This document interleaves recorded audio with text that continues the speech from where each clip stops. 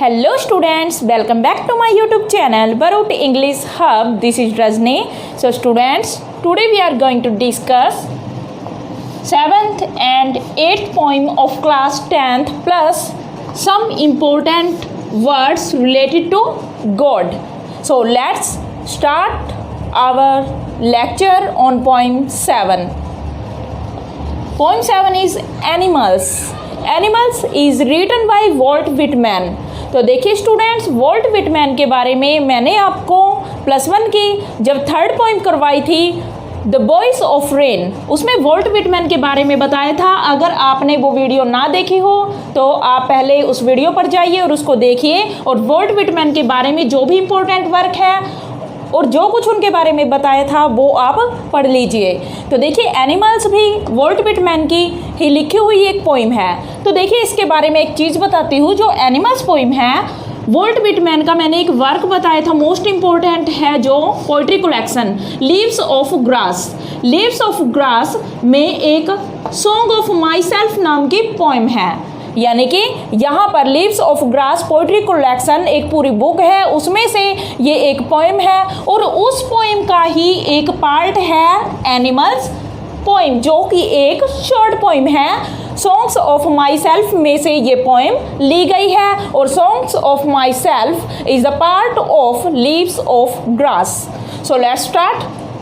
Poet के बारे में देखिए, यहाँ पर जो पोइट है वॉल्ट विटमैन है वो यहाँ पर एनिमल्स के बारे में कुछ कहता है। क्या बातें कहता है, कैसा फील करता है वो एनिमल्स के बारे में। तो देखिए the poet admires animals for wing better than human wings. तो इस पोइम के अंदर वॉल्ट विटमैन एडमायर्स करता है यानी प्रशंसा करता है एनिमल्स की, यानी जो भी पशु है जानवर है उनकी प्रशंसा करता है यहाँ पर Walt Whitman.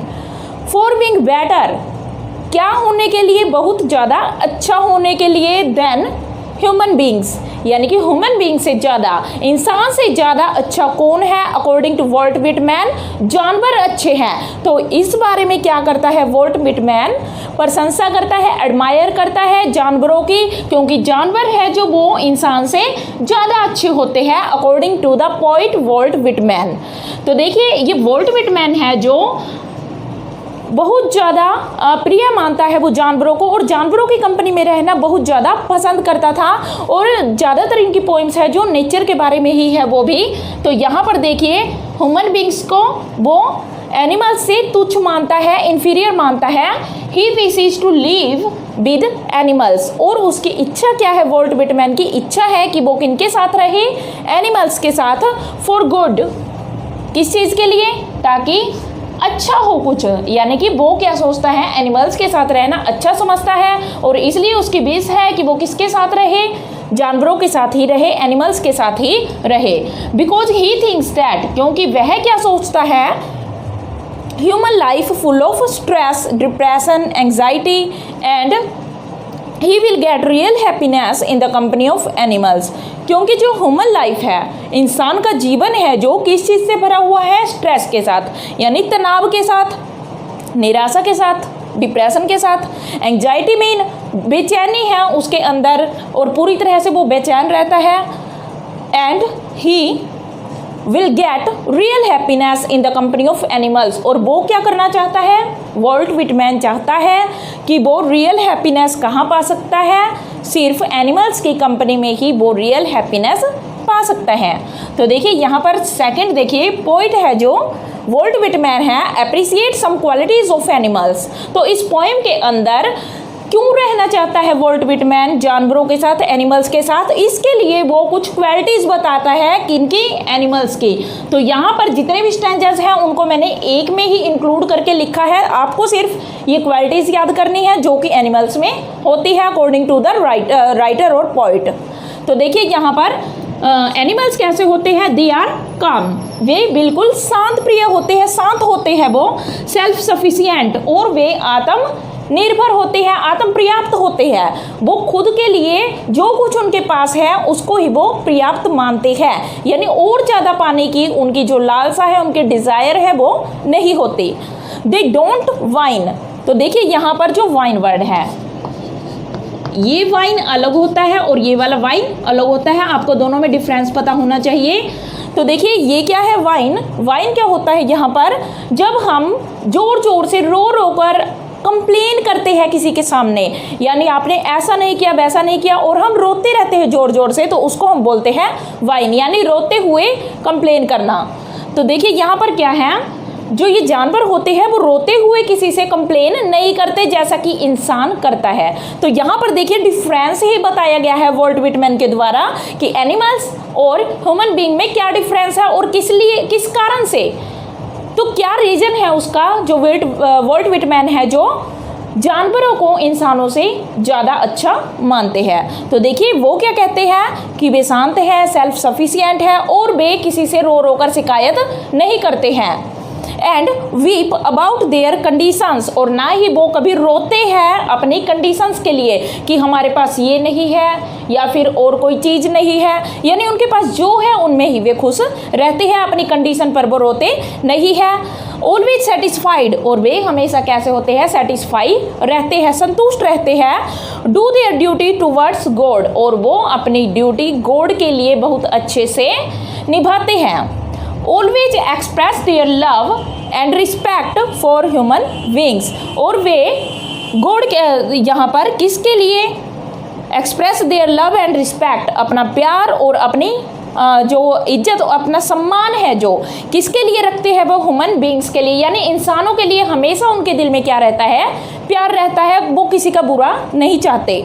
Spend A life of satisfaction, और वे कैसी लाइफ स्पेंड करते हैं, सेटिस्फैक्शन की, यानी वो क्या रहते हैं, संतुष्ट रहते हैं।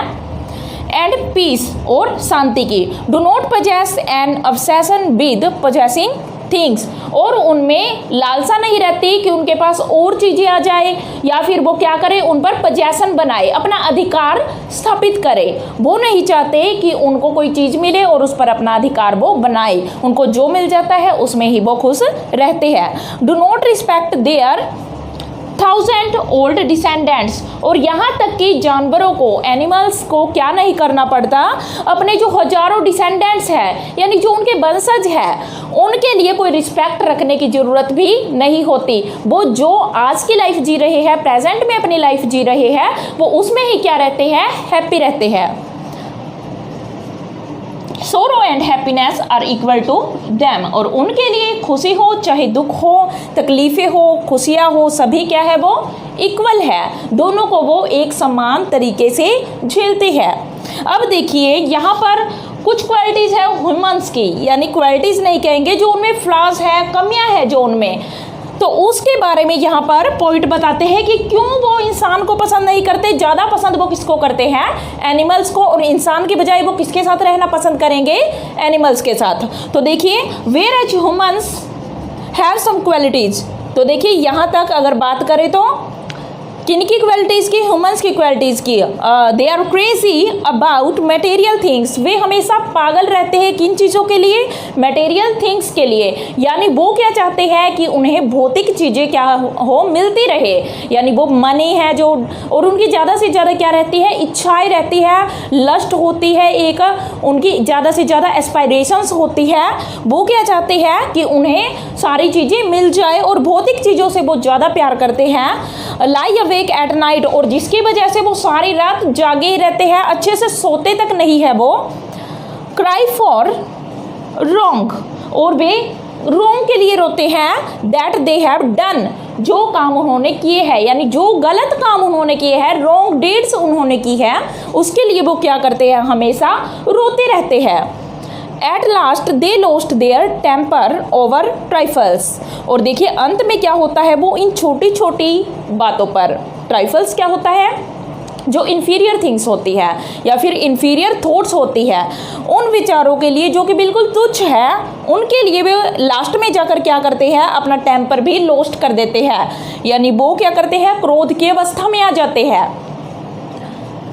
Humans don't have those qualities which animals possess. और ह्यूमन बीइंग में वो क्वालिटीज़ नहीं होती जो क्वालिटीज़ किन में होती है, जो क्वालिटीज़ होती हैं एनिमल्स में। तो ये डिफरेंस यहाँ पर वॉल्ट विटमैन के द्वारा बताया गया है और आपको ये वर्ड्स याद रखने हैं ताकि आपके एचटेट एग्जाम में अगर पूछे जाए तो आप उनको अच्छे से डिस्क्राइब कर सको। तो देखिए स्टूडेंट्स, अब है 8th poem of class 10th the trees written by Adrienne Rich. तो देखिए एड्रियन रिच कहाँ से है, यूएसए से है, यूनाइटेड स्टेट्स ऑफ अमेरिका। और एड्रियन रिच के बारे में मैंने आपको 12th क्लास की 6th poem aunt Jennifer tigers में पहले भी सब कुछ बताया है। तो अगर आपने वो वीडियो नहीं देखी तो आप पहले वहाँ जाइए और वो वीडियो देखिए। तो इसके बारे में पढ़ना हो तो एड्रियन रिच के बारे में। अब देखिए यहाँ पर द ट्रीज पोइम है जो इसमें एड्रियन रिच है जो क्या कहती है, the poem presents A conflict between man and nature. ये पोइम एक कन्फ्लिक्ट दिखाती है, एक द्वंद्व दिखाती है किस किस के बीच में, मैन के बीच में, इंसान के बीच में और नेचर के बीच में, कि कैसे जो मैन है, एक इंसान है, वो क्या करता है, हमेशा नेचर को कमज़ोर समझकर उसे कैद करके अपने घर में रखता है। तो देखिए कैसे दिखाया है यहाँ पर, a short symbolic poem. The poem is a short symbolic poem, यानी कि ये एक सिंबॉलिक पोइम है। सिंबॉलिक क्या होती है, जो किसी की तरफ इशारा करती है, चिन्हित करती है किसी चीज़ को, एक सिंबल के रूप में यूज की जाती है। Focuses on the movement of trees, जो कि ट्रीज के मूवमेंट पर, जो ट्रीज है उनकी प्रतिक्रियाओं को फोकस करती है, यानी उन पर प्रकाश डालती है। जो ट्रीज की प्रक्रियाएं हैं, उनके कार्य हैं, उन पर ये प्रकाश डालती है। That are initially indoors. तो देखिए ये ट्रीज है जो वास्तव में सबसे पहले अगर बात करें तो पोइम के अंदर वो कहाँ होते हैं, इंडोर्स होते हैं। इंडोर में घर के अंदर होते हैं जो, but seeking to escape to freedom in the forest. पर वे क्या चाहते हैं, सीक क्या होता है, ढूंढना। तो क्या ढूंढते हैं वो, खुद के लिए फ्रीडम ढूंढते हैं ताकि यहाँ से वो बचकर निकल सके और फ्रीडम पा सके, कहाँ जा सके, और फॉरेस्ट में जा सके। यानी अगर बात करें तो एड्रियन रिच इस पोइम के अंदर क्या बताना चाहती है कि जो ट्रीज है वो क्या चाहते हैं कि उनको घरों में कैद करके ना रखा जाए और उनको फ्रीडम दी जाए ताकि वो फॉरेस्ट में जा सके, इंडोर से आउटडोर जा सके। तो यही बताना चाहती है पोइट है जो यहाँ पर। अब देखिए आई है जो पोइम के अंदर आई लेटर यूज हुआ है। I in the poem is the voice of the speaker. Poem के अंदर आई है जो, आई किसके लिए यूज हुआ है, किसकी वॉइस है ये, स्पीकर की, जो वक्ता है, जो बोल रहा है यहाँ पर। और वो वक्ता कौन है of the poem, Adrienne Rich. वो स्पीकर कौन है पोइम में जिसके लिए आई लेटर यूज किया गया है, वो है एड्रियन रिच। तो देखिए यहाँ पर trees are in the house. जो ट्रीज है एड्रियन रिच के घर में है। तो ये सभी पेड़ कहाँ पर हैं, एड्रियन रिच के घर में लगे हुए हैं, पोइट के घर में। Their roots work all night to disengage themselves from the cracks. Crack क्या होता है, दरारे, दरार होती है जो, दरारे, क्रैक्स मीन दरारे, cracks of the floor in the veranda. अब देखिए जो ये ट्रीज लगे हुए हैं, कहाँ लगे हुए हैं, वो पोइट के घर के ब्रेंडे के अंदर, यानी उनके बरामदे के अंदर लगे हुए हैं। और इनकी जो रूट्स है, इनकी जड़ें हैं, पूरी रात, ऑल नाइट क्या करती है, टू डिसएंगेज, वो सारी रात कोशिश करती है, काम करती है। क्या काम करती है, खुद को डिसएंगेज करने का। डिसएंगेज मीन खुद को अलग करने का। एंगेज क्या होता है, खुद को संलिप्त करना, किसी चीज़ में मिला लेना। डिसएंगेज खुद को अलग कर लेना। तो यहाँ पर एड्रियन रिच क्या करती है, डिसएंगेज करती है खुद को from the cracks of the floor. कहाँ से, जो यहाँ पर ब्रेंडा है पोइट के घर में, बरामदा है, वहाँ पर फ्लोर है जो फर्श है, बरामदे के फर्श के कुछ दरारें हैं, उनमें से ये जड़ें है बाहर निकलने की कोशिश करती है, खुद को इसे अलग करने की कोशिश करती है, डिसएंगेज करने की कोशिश करती हैं। इसके बाद देखिए क्या होता है, लीव्स आर मेकिंग एफर्ट्स। और यहाँ इन टहनियों पर या फिर इन पेड़ों की जो पत्तियाँ हैं, लीव्स है, वे क्या कोशिश करती है, एफर्ट्स करती है, प्रयास करती है, to move towards the glass, ताकि वो किसकी तरफ जा सके, किसकी तरफ भागने की कोशिश करती है? ग्लास की तरफ, शीशों की तरफ। जो घर के दरवाजे हैं, विंडोज है, डोर्स विंडोज, उन पर क्या है? कुछ ग्लासेस लगे हुए हैं, शीशे लगे हुए हैं। और ये क्या चाहती है पत्तियां कि वो उन शीशों की तरफ भागने की कोशिश करती है, उनकी तरफ जाने की कोशिश करती है, ताकि वो उन शीशों को तोड़कर इस घर से बाहर निकल जाए और फ्रीडम को प्राप्त कर लें। अब क्या होता है यहाँ पर? Efforts move towards the glass, open door is for the night. अब देखिए यहाँ पर जो पोइट है उसके घर का दरवाजा खुला है ताकि नाइट यहाँ से अंदर आ सके, एंड द होल मून, और पूरा का पूरा चांद अंदर आ सके। स्काई इज अवेलेबल, और स्काई यहाँ पर अवेलेबल है। कहने का अर्थ ये है कि पोइट के घर का दरवाजा खुला है और वहाँ से जो चांद की रोशनी है, मूनलाइट है, वो पोइट के घर में एंटर करती है। वहाँ से वो उसके घर में आती है, उन बरामदे में आती है, उन पेड़ों पर पड़ती है वो लाइट।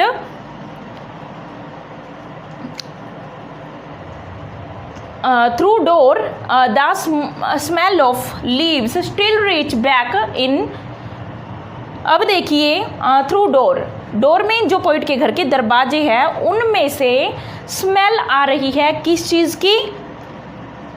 लीव्स की, जो कि still reach back in.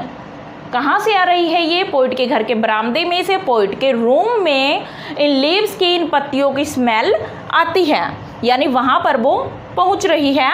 Speaker head full of whispers, और देखिए ये पत्तियाँ है, जो ये टहनियाँ है, जो ब्रांचेस है, ट्रीज है, ये सभी मिलकर, रूट्स मिलकर क्या करती है? बहुत ज़्यादा शोर शराबा कर रही है, ये झंझनाहट की आवाज़ें कर रही है ताकि वो यहाँ से निकलकर बाहर निकल जाए। और ये सभी विस्पर कहाँ पर फील हो रही है? ये फील हो रही है पोइट को, कि कैसे ये आपस में फुसफुसा रही है, प्लानिंग कर रही है यहाँ से बाहर निकलने की।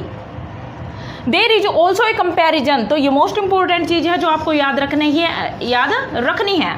तो देखिए क्या है कंपेरिजन पोइम के अंदर?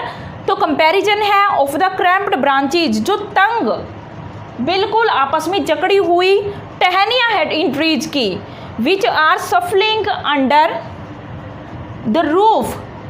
अब देखिए कंपैरिजन एक पोइट के द्वारा यहाँ पर किया गया है। किसका कंपैरिजन है यहाँ पर? जो ट्रीज यहाँ पर लगे हुए हैं उनकी क्रैम्प्ड ब्रांचेस है, यानी कि तंग टहनियाँ हैं जो आपस में जकड़ी हुई है और वे लड़खड़ाती हुई, सफलिंग करती हुई, सफलिंग क्या होता है? लड़खड़ाती हुई, पैरों को घसीटती हुई, ऐसे लगता है जैसे वो पैरों को घसीटती हुई कहाँ जाने की कोशिश कर रही है? इस घर से बाहर जाने की कोशिश कर रही है, यानी ये टहनियाँ घर से बाहर निकल रही है। अब देखिए इनका कंपैरिजन किसके साथ है? विद न्यूली डिस्चार्ज्ड पेशेंट्स, नए नए पेशेंट्स फ्रॉम द हॉस्पिटल, जो हॉस्पिटल से, हॉस्पिटल्स डोर्स, हॉस्पिटल के दरवाजे से जैसे नया नया कोई पेशेंट होता है या फिर पेशेंट्स होते हैं, जब वो क्या करते हैं? छुट्टी मिलने के बाद अपने घरों की तरफ जाते हैं, लड़खड़ाते हुए से जा रहे हैं वहाँ से।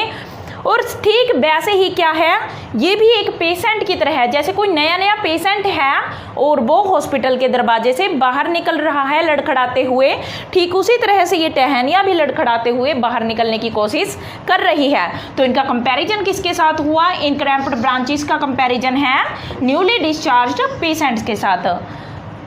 आफ्टर देयर लॉन्ग इलनेस, एक लंबी इलनेस के बाद, एक लंबी बीमारी के बाद छुट्टी लेकर जैसे पेशेंट्स कहाँ जाते हैं? पेशेंट कहाँ जाते हैं? अपने घर में जाते हैं। Therefore they want to get out into the open to spread themselves in the fresh air, ताकि वो क्या कर सके? वो यहाँ से बाहर निकल सके, ओपन में जा सके, खुद को फैला सके, स्प्रेड कर सके और फ्रेश एयर ले सके। Poets suggest that trees and plants used in the interior decoration in cities are imprisoned। तो देखिए यहाँ पर पोइट क्या कहती है, क्या सजेशन देती है कि जो ट्रीज है जिनको हम इंटीरियर डेकोरेशन के लिए, सजावट के लिए, घरों की सजावट के लिए क्या करते हैं? घरों में कैद कर लेते हैं। तो उनके बारे में कहती है कि हम उन्हें क्या कर लेते हैं? कैद कर लेते हैं। दे नीड फ्रीडम, उन्हें किस चीज़ की ज़रूरत होती है? जैसे कि पोइट ने अपने घर में कैद करके रखे हैं, तो ठीक उसी तरह से वो कहती है कि जो बड़ी सिटीज़ में लोग क्या करते हैं? अपने घरों में इन ट्रीज को कैद करके रखते हैं, इम्प्रिजन रखते हैं। तो हमें क्या चाहिए कि हम क्या करें, उनको फ्रीडम दें, उनको अपने घरों में न लगाए उन पेड़ों को, बल्कि कहाँ जाने दें उनको, जो स्टार्टिंग में बताया है, टूवर्ड्स द फॉरेस्ट, उन्हें वनों की तरफ जाने दे।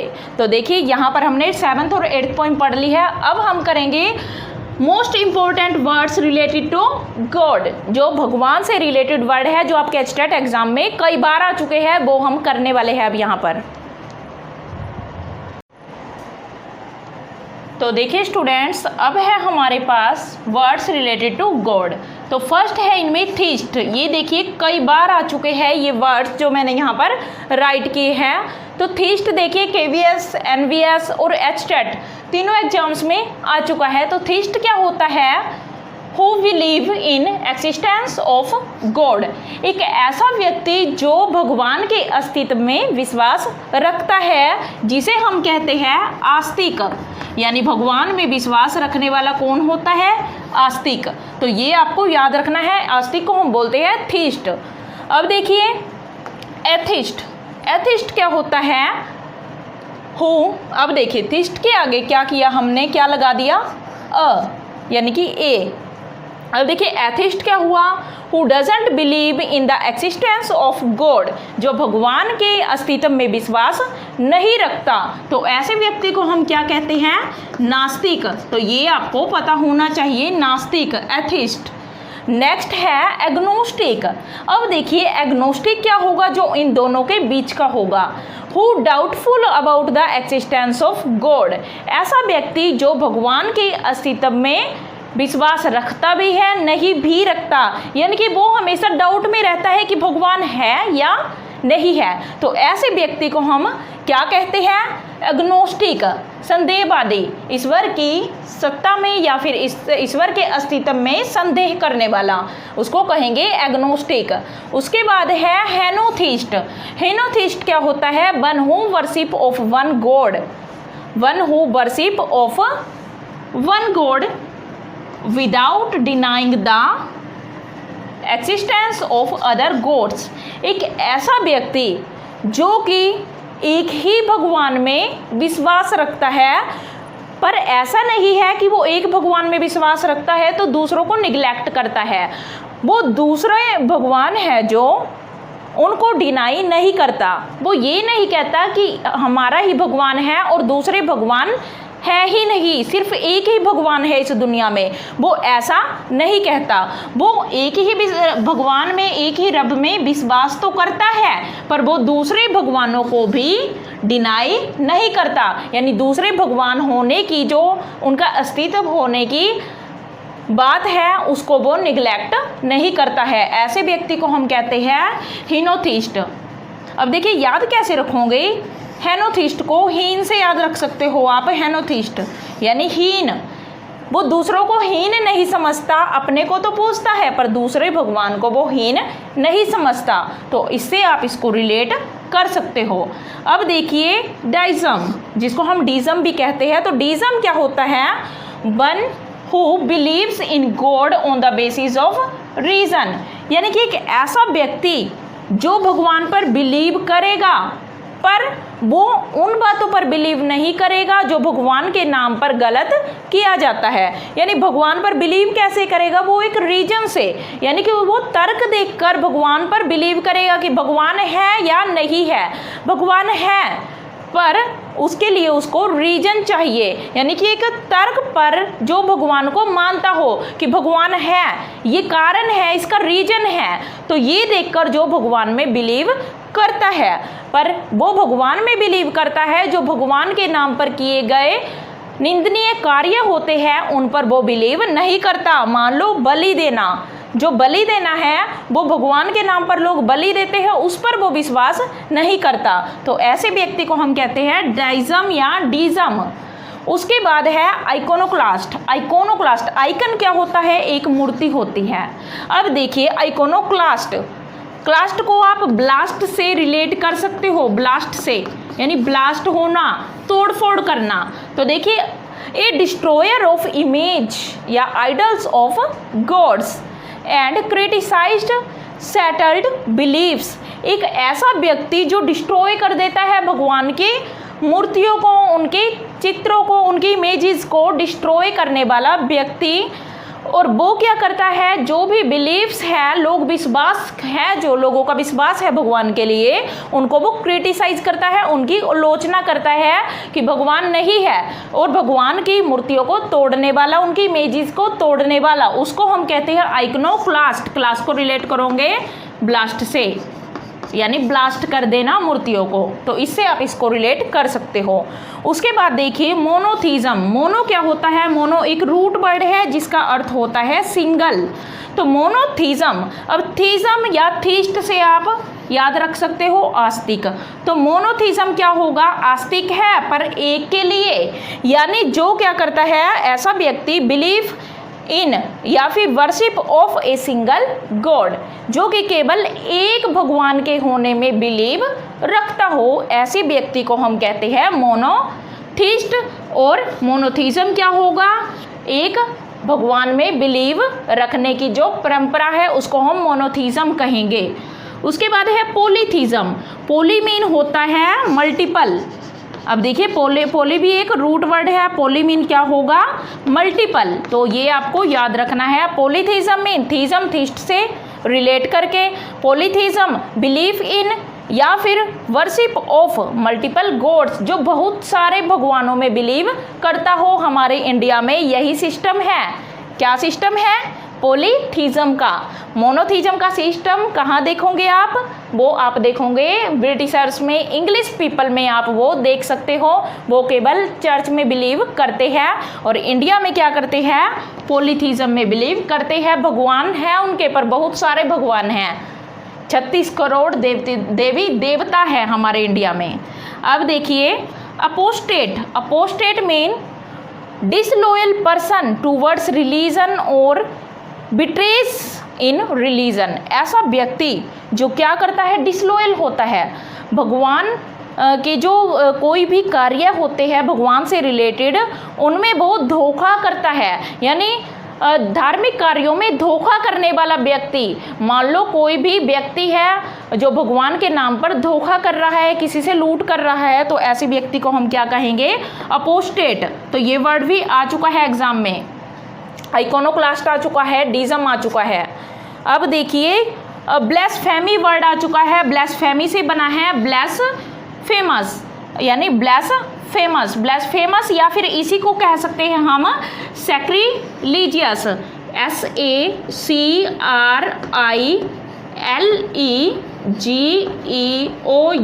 सैक्रिलीजियस।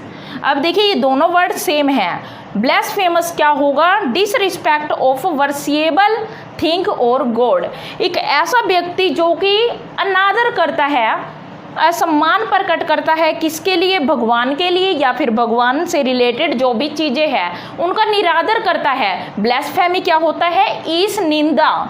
ब्लेसफेमी को क्या बोलते हैं हिंदी में, ईश निंदा, भगवान की निंदा करना। तो भगवान की निंदा करने वाले व्यक्ति को कहते हैं ब्लेसफेमस। तो ये आपको याद रखना है। लास्ट में है देखिए पैगन वर्ड भी आ चुका है एग्जाम में। पैगन क्या होता है, who doesn't believe in any religion, यानी पूरी तरह से ही किसी भी धर्म में विश्वास नहीं रखने वाला व्यक्ति। Like atheist. एथिस्ट किस में विश्वास नहीं रखता, हमें इन दोनों में डिफरेंस देखना है।